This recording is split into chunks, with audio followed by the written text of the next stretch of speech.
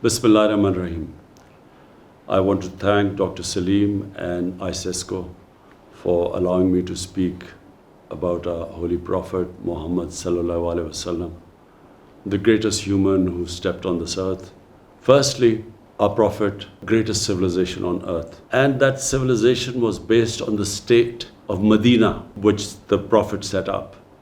The state of Medina was based on two principles. Number one was rule of law. Our Prophet said that even if his daughter committed a crime, she would be punished.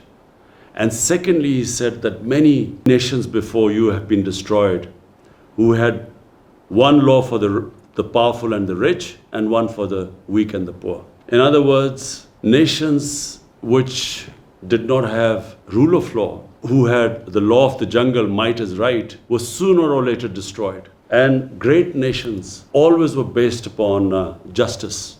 The second thing our Prophet set up was the first welfare state in the history of mankind. First time the state took responsibility of the weak section of its society. The poor, the orphans, the widows, even the elderly, because pensions were first time we heard of pensions was in the time of the second Khalifa, Hazrat Umar, where the state took responsibility of the old. So this was a unique state. First, it took care of its weak, and secondly, it brought the powerful under the law. Even today, this is the main thing which distinguishes a civilized society from what is called a banana republic. And the societies that are closer to these two principles are the ones that are prosperous, and the other societies which do not have rule of law and which do not have compassion, relegated to the dustbin of history.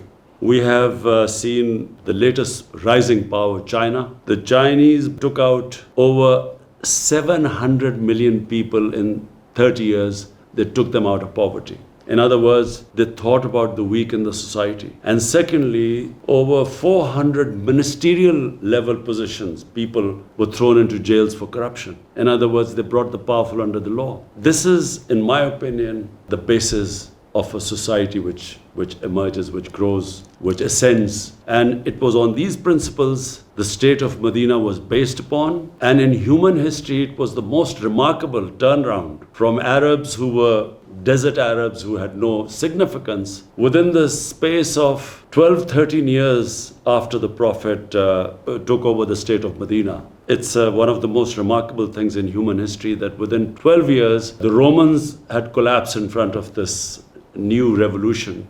And in another year, the other superpower, the Persians, had collapsed under this new ideology. And it became the greatest civilization because under the rule of law, it liberated human beings. There was meritocracy. There was compassion. They led the world in science. For hundreds of years, they had the best scientists, the best thinkers. And that was because of the foundation laid in the state of Medina.